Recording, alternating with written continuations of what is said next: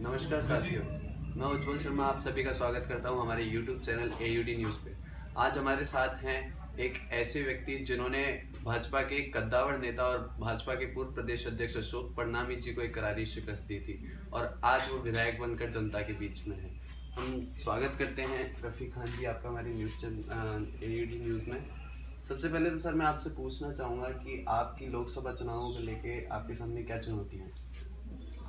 जयपुर लोकसभा चुनाव के लिए चुनौती काफ़ी है और हम बहुत कॉन्फिडेंट है कि ये चुनाव हम बहुत अच्छे वोटों से जीतेंगे। एक सबसे बड़ी बात मैं आपको बता दूं कि अगर जो भाजपा के यहाँ के लोकसभा के MP रहे, इन्होंने कभी सड़कों पे आके जनता के बीच में कोई काम नहीं किया। अगर आप एक तरफ अगर हमारी कैंडिडेट ज्योति खंडवाल को आप सड़क पे खड़ा कर दो कहीं भी, और एक तरफ उनको लोकसभा जो BJP के MP हैं अभी उनको खड़ा कर दो, तो आपको पता लग जाएगा कि उनकी एक्सेसिबिलिटी नहीं है। जनता जानती ही नहीं है कि 5 साल ये MP रह गए और लोगों के बीच में इनकी जान पहचान ही नहीं है, लोग जानते ही नहीं है। तो ये एक बहुत बड़ा एडवांटेज है हमको कि हमारी कैंडिडेट जो है वो मेयर रह चुकी है और जनता के बीच में सेवा कर चुकी है।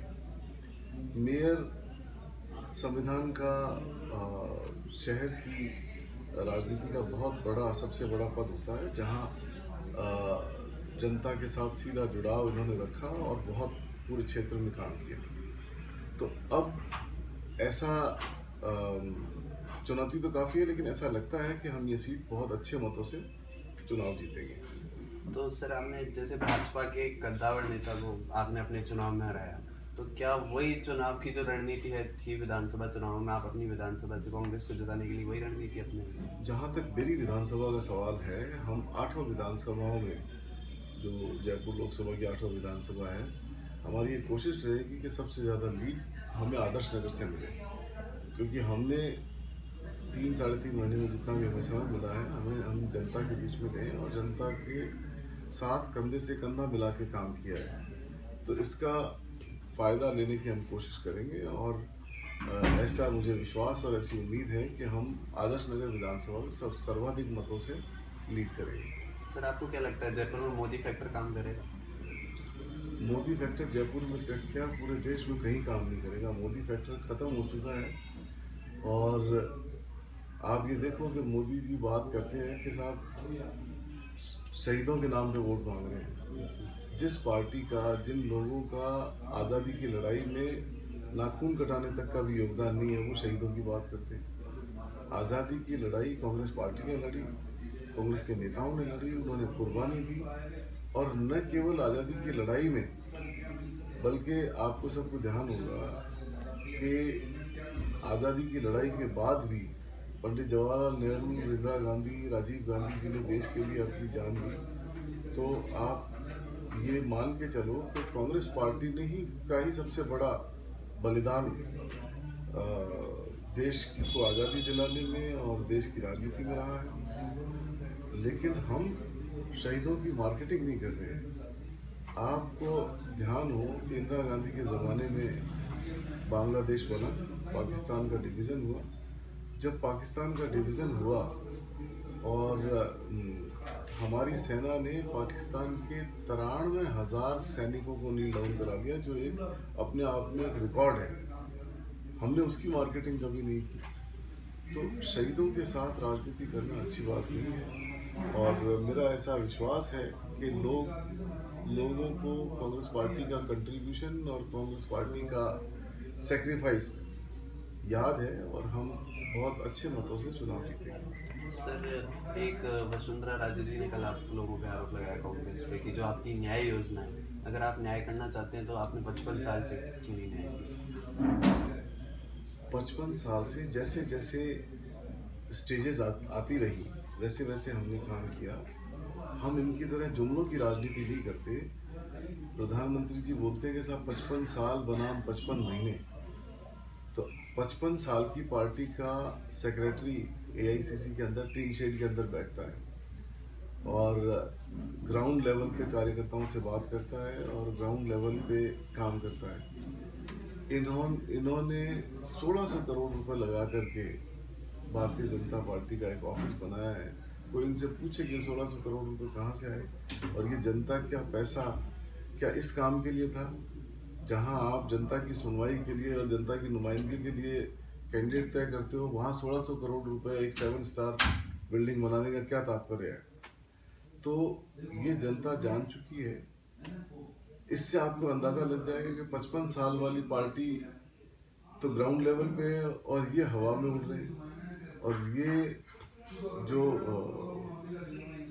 आप कह रहे हो कि 55 साल में हमने कांग्रेस पार्टी ने न्याय योजना पहले क्यों नहीं लाई, तो आपको ध्यान होगा कि नरेगा एक बहुत बड़ी स्कीम जो कांग्रेस पार्टी द्वारा लाई गई, जिसको पूरे विश्व में बड़े सम्मान से और बड़े आश्चर्यजनक रूप से देखा गया कि एक इतनी बड़ी स्कीम जो गांव-गांव पहुंच गई और उससे खाली लोगों को रोजगार ही नहीं मिला, उससे एक इकोनॉमिक क्रांति आई पूरे देश भर में।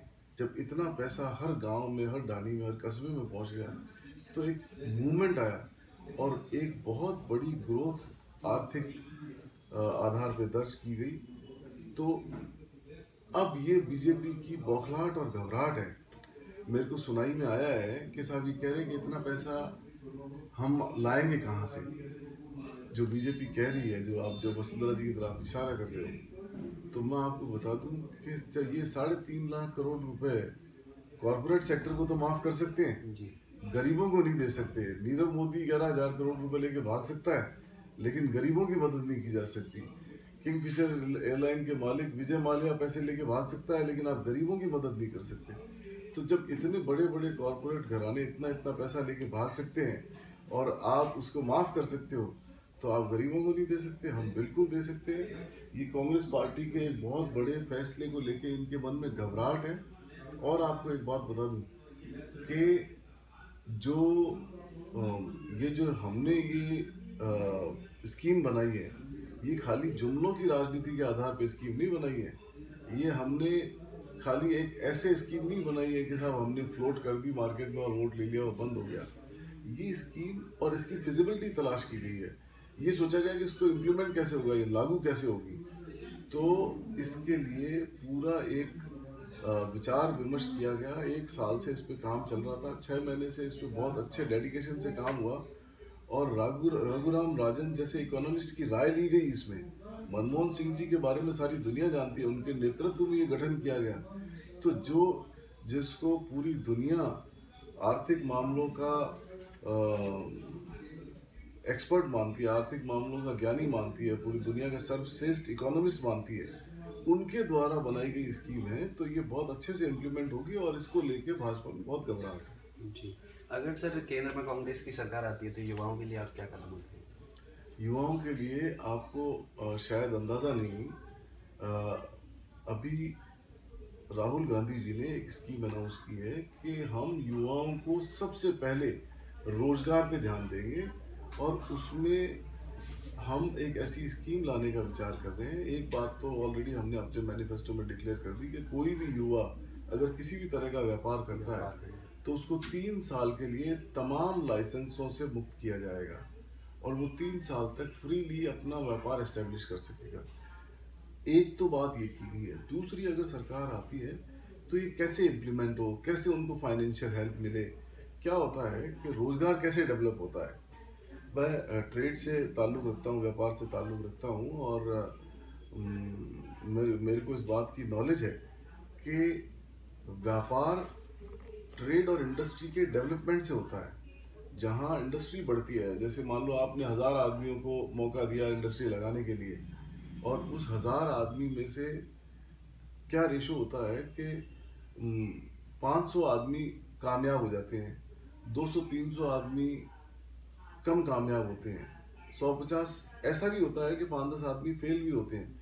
लेकिन जो 100, 200, 500 आदमी बहुत ज़्यादा कामयाब हो जाते हैं, वो एक आदमी कोई जब व्यापार शुरू करते हैं तो आप समझो कि कंस्ट्रक्शन का काम शुरू होता है, इंफ्रास्ट्रक्चर का काम शुरू होता है, तो लोगों को रोजगार मिलना शुरू हो जाता है इंडस्ट्री लगने के साथ साथ से ही।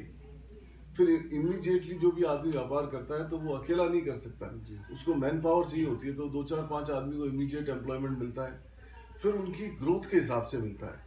तो कुछ लोग तो बहुत ज़्यादा ग्रोथ करते हैं और वो हज़ारों लाखों आदमियों को रोज़गार देते हैं, और कुछ आदमी कम ग्रोथ करते हैं, वो कम लोगों को रोज़गार मिलता है, रोज़गार दे पाते हैं। लेकिन वो जो आदमी शुरू करता है उसको रोज़गार मिलता है, उसके परिवार को रोज़गार मिलता है, और उसके जो साथ में काम करते हैं उनको रोज़गार मिलता है। तो ये एम्प्लॉयमेंट जनरेशन का एक बहुत बड़ा तरीका है। मैं आपको, आप यकीन मानना कि एक भूचाल सा आएगा और एक ऐसा एनवायरनमेंट डेवलप होगा कि रोजगार के बहुत सारे अवसर पैदा होंगे। जैसे आज से 10-15 साल 20 साल पहले आपने सुना होगा कि आईटी सेक्टर में बड़ा बूम है और आदमी बाहर जाता है, रोजगार मिल जाता है। ये जो वसुंधरा राजे जी का जवाब दे रहा हूँ मैं इस बात में कि जब राजीव गांधी जी प्रधानमंत्री बने तो उन्होंने आईटी इंडस्ट्री का एक बहुत बड़ा डेवलपमेंट किया, और पूरे देश में और पूरी दुनिया में हम आईटी प्रोफेशनल्स के नाम से जाने गए और हमारे बहुत से लोगों को रोजगार मिला। उस वक्त भी यही बीजेपी वाले लोग बाग कंप्यूटरों को बैलगाड़ी में रख के यात्राएं निकाल रहे थे और कह रहे थे कि अगर कंप्यूटर आ जाओ लो तो पूरे देश में बेरोजगारी हो जाओगी। इनका ये तकिया कलाम थे, इनका ये विजन है। जब आधार लाया गया तो उन्होंने आधार की खिलाफत करी, जब जीएसटी की बात करी तो उन्होंने जीएसटी की खिलाफत करी। ये इनको पता ही नहीं है डेवलपमेंट क्या होता है, मुद्दे क्या होते हैं, और इकोनॉमी से तो इनका दूर दूर का वास्ता नहीं है।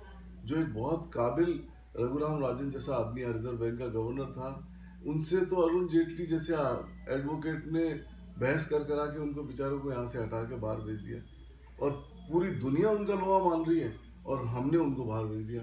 जबकि राजीव गांधी जी की ये सोच ये थी कि बाहर जितने भी काबिल आदमी हैं उनको हिंदुस्तान लाया जाए और वो भारत में रह के भारतवर्ष की सेवा कर सके और राष्ट्र निर्माण में काम कर सके।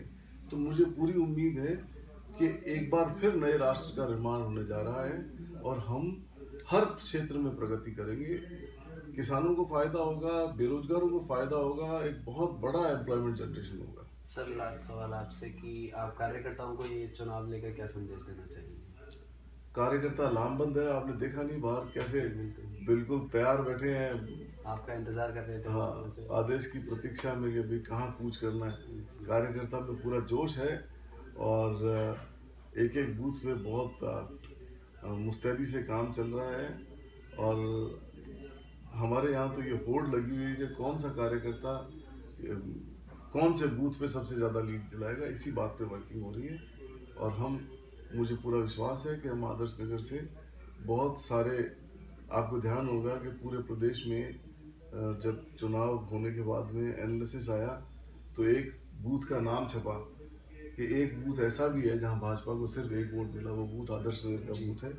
तो आदर्श नगर विधानसभा आदर्श नगर होने जा रही है और जयपुर लोकसभा का प्रत्याशी को जिता रही है। जैसा कि आपने देखा, हमारे साथ थे आदर्श नगर विधायक रफीक खान जी, जिन्होंने कहा कि हम जयपुर की 8 विधानसभाओं, आदर्श नगर सहित सभी विधानसभाओं से ज्योति खंडेलवाल जी को जिताएंगे और केंद्र में कांग्रेस की सरकार लाएंगे।